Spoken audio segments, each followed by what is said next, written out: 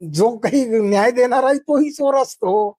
मग न्याय कोणाला मिळणार आहे आणि काय कसं होणार आहे? त्याच्यामुळे आतापर्यंत याची चौकशी झालेली नाही, याच्या पुढे होणार नाही. आणि हा असाच भ्रष्टाचाराचा गाडा पुढे चालू राहणार आहे. याला कारण मतदार आहेत. मतदार नालायक लोकांना निवडून देतात, कारण की बहुतांश मतदार हे पैसे घेऊन मतदान करतात. आणि मग असं जर झालं तर या लोकशाहीला काय अर्थ आहे? आणि म्हणून हे लोकशाहीचं नाटक सुरू आहे, याला काही अर्थ नाही. आणि पुढे इथे नेपाळ सारखं घडल्याशिवाय राहणार नाही. शरद पवारांनी जो मुख्य आरोप जो केला होता त्यामध्ये ते असंही म्हणतात की पार्टी फंड मध्ये जे पैसे दिले होते त्यातला म्हणजे जो समोरचा 10% जो वाटा आहे तो अधिकाऱ्यांमध्ये पण होता, किंवा तुम्ही देखील त्या खात्याशी निगडीत होते, तुम्ही सगळं ते पाहिलं असेल, त्यांच्या आरोपांचं खंडन कराल का? मी काय म्हणतो, आरोपाचं खंडन काय? अधिकारी पैसे घेतातच, काय त्याच्यामध्ये विशेष? आमच्या इथे टक्केवारी ठरलेली आहे की कोणी किती टक्के घ्यायचे, सेक्रेटरीने किती घ्यायचे, चीफ इंजिनियरने किती घ्यायचे, एसकीने किती घ्यायचे, एक्झिक्युटिव्ह इंजिनियरने किती घ्यायचे, डेप्युटी इंजिनियरने किती घ्यायचे, हे टक्केवारी ठरलेल्या आहेत. मंत्र्याला किती द्यायचे हे टक्केवारी. मी तुम्हाला सांगतो, मी सर्व्हिसला लागलो तेव्हा टेंडर मध्ये पैसे घेण्याची पद्धत नव्हती मंत्र्याने. 80 साली मंत्री कधीही टेंडरमध्ये पैसे घेत नसत, पण ती पद्धत नंतर 1% सुरू झाली, मग 2%, मग 4%, मग 5%, आणि शेवटी राष्ट्रवादीच्या काळामध्ये 15% टेंडरच्या रकमेच्या घेतलं गेलेलं मला माहिती. आता तुम्हाला ते नगरपालिका महानगरपालिका माहिती आहे, 40% रक्कम वाटावी लागते. हे उघड सत्य आहे का, खोटं आहे का? हे सगळ्या जगाला माहिती आहे. तसंच या डिपार्टमेंटमध्ये सुद्धा आहे. आणि मी तुम्हाला सांगतो, जर हे जे काही मोठे मोठे महामार्ग झालेले आहेत ना, यांच्या जर माझ्यासारख्याला चौकशी करायला सांगितलं ना, तर यांचे सगळे क्वालिटी कंट्रोल तपासून, यांचे सगळे एस्टिमेट तपासून, सिंचन घोटाळ्याच्या पेक्षा 10 पट घोटाळा महामार्गांमध्ये झालेला हे सिद्ध होऊ शकतं. परंतु हे कोणी करणार नाही, कारण की सर्व सरकार भ्रष्टाचारी आहे. फडणवीस भ्रष्टाचारी आहेत आणि ते केंद्र सरकार भ्रष्टाचाराला पाठिंबा दे. हे नुसते न मैं पैसे खाऊंगा न खाने दूंगा या सगळ्या खोट्या घोषणा होत्या. मी चौकीदार हूं, कशाचा चौकीदार? त्या अदानीला केवढा केला? हा,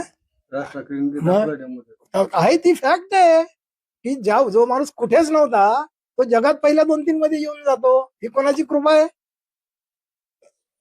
म्हणजे हे सगळं असं भाजपचं सरकार आहे. त्यामुळे आता एक दुसरी पार्टी चांगली नव्हती म्हणून भाजपला निवडून द्यावं लागलं ना. काँग्रेसवाल्यांनी सुद्धा भ्रष्टाचार केला म्हणून भाजप निवडून दिलं.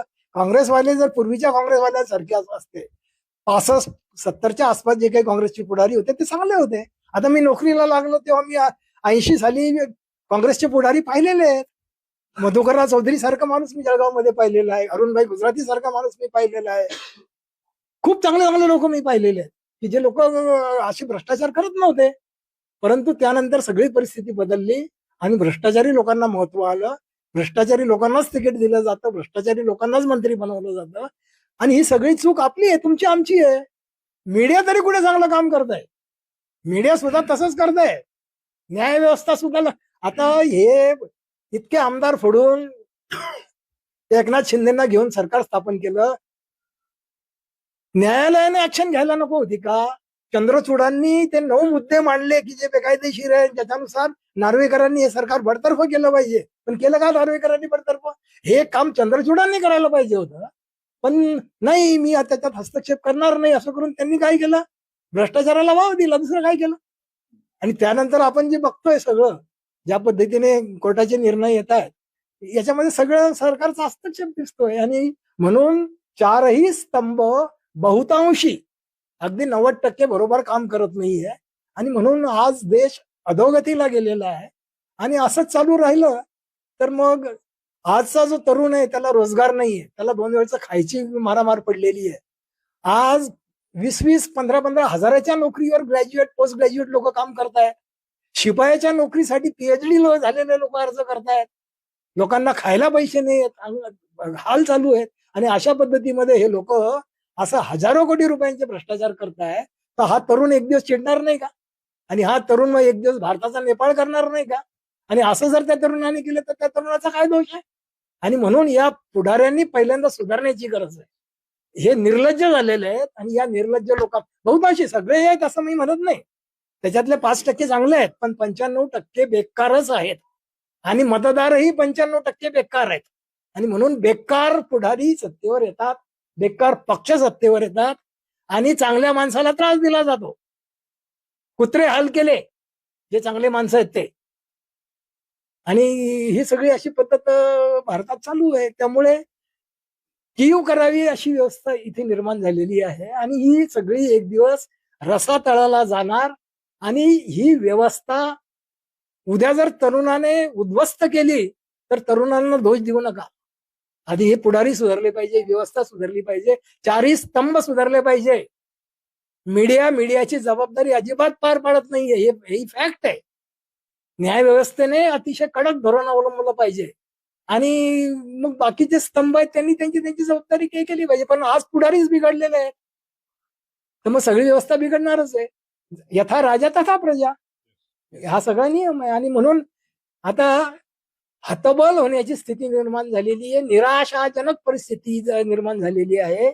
आणि पुढे एक 5 वर्षामध्ये तरुण ही सगळी परिस्थिती हातामध्ये घेऊन तरुण बंड केल्याशिवाय राहणार नाही. दुसरा उपाय नाही. ही भ्रष्टाचारी व्यवस्था उखडून टाकावी लागेल आणि हे काम तरुणांना करावं लागेल. खरं म्हणजे IAS IPS लोकांनी ही सगळी जबाबदारी घेतली पाहिजे. IAS IPS लोकांची ही जबाबदारी आहे. पण IAS IPS बहुतांश चांगले IAS IPS आहेत ना तर तुकाराम मुंडे सारखे. मी अनेक चांगले ऑफिसर्स पाहिलेले आहेत. तशा त्या ऑफिसर्स लोकांनी जर हे सगळं ताब्यात घेऊन चांगलं राज्य केलं तर माझी एक केंद्र सरकारला विनंती आहे की या अधिकाऱ्यांच्या बदली करायच्या सरकारच्या पॉवर्स काढून घ्या. या बदल्या करण्यासाठी एक स्वतंत्र बोर्ड नेमा. IAS IPS लोकांच्या बदल्या या पुढाऱ्यांच्या मंत्र्यांच्या हातात ठेवू नका. कसा देश सुधरत नाही बघा. पण तिथे पण तुम्ही काय करणार, जसा निवडणूक आयुक्त तुमचा बसवला तसा त्या बोर्डावरचा अध्यक्ष तुमचाच बसवणार. काय होणार, काही फरक नाही. म्हणून जोपर्यंत प्रामाणिक लोक इथे निर्माण होणार नाहीत तोपर्यंत ही व्यवस्था सुधारणार नाही आणि ही व्यवस्था अधिकाधिक गर्तेत जाईल आणि लोकशाहीचा बट्ट्या बोळ या लोकांनी केलेला आहे, सिद्ध होईल. केलाच आहे ऑलरेडी, काही शिल्लक नाही. आता जे काही मी ऐकतोय की किती हजारो रुपयाच्या नोटा एका मतासाठी दिल्या जात आहेत. 5,000, 10,000, 15,000 दिल्या जात आहेत. एका घरात गट्टेचे गट्टे पाकिट दिले जात आहेत.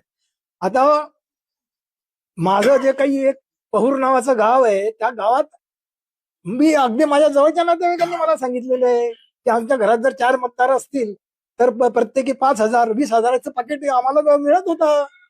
आता असं जर तुम्ही 5-5 हजाराचं पाकिट ग्रामपंचायतसाठी देताय तर मग आता महापालिकेसाठी तुम्ही 15,000 रुपये देत असले तर त्यात नवल काय. कारण 15,000च्या बातम्या येत आहे. आणि हे सगळं घडत असताना निवडणूक आयोग झोपलेला आहे. निवडणूक आयोग काहीच काम करत नाहीये.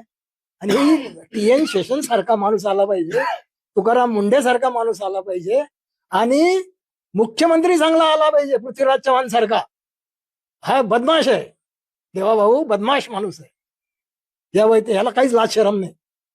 आणि म्हणून ही देशाची, राष्ट्राची अधोगती झालेली आहे. खरं म्हणजे RSS ची जबाबदारी आहे की या नालायक लोकांना सिधा करणं.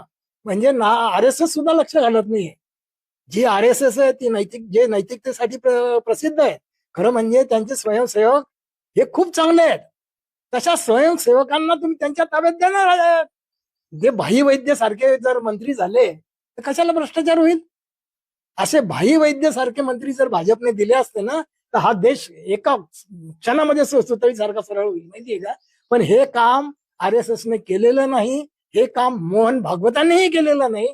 आणि त्याच्या उलट अजित दादा सारख्या माणसांना, आता तुम्ही बघा त्यांच्या शेजारी कोण कोण बसलेले असतात. अशोक चव्हाण असतात, छगन भुजबळ असतात, कोण नाही नावं घेतले तर 25 नावं निघतील. प्रफुल्ल पटेल असतात.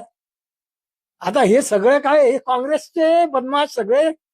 आता बीजेपी शिल्लक कुठे राहिलं, सगळे काँग्रेसचे तर पुढारी येते. म्हणजे बीजेपी राहिलीच नाही, ते काँग्रेसमय झालेली आहे. आणि ही अशी वाईट परिस्थिती कोणामुळे आली असेल तर ती नरेंद्र मोदीमुळे आलेली आहे. त्याला नरेंद्र मोदी जबाबदार आहे. आणि येणाऱ्या इतिहासामध्ये नरेंद्र मोदीचं इतिहासात काळ्या अक्षरात नाव लिहिलं जाईल की या माणसाने भ्रष्टाचाराला पाठीशी घातलेलं आहे. त्याच्यामुळे त्यांनी अजिबात डिंग मारू नये की आम्ही भ्रष्टाचारी नाही म्हणून. आणि हे सगळं रसातळाला एक दिवस जाईल, यात काही शंका नाही. यांच्याविषयी जितकं बोलावं तेवढं कमी आहे. आणि यांना काहीच लाज लज्जा नाही. आज चांगले लोक 65% आहेत, 95% बाद लोक आहेत.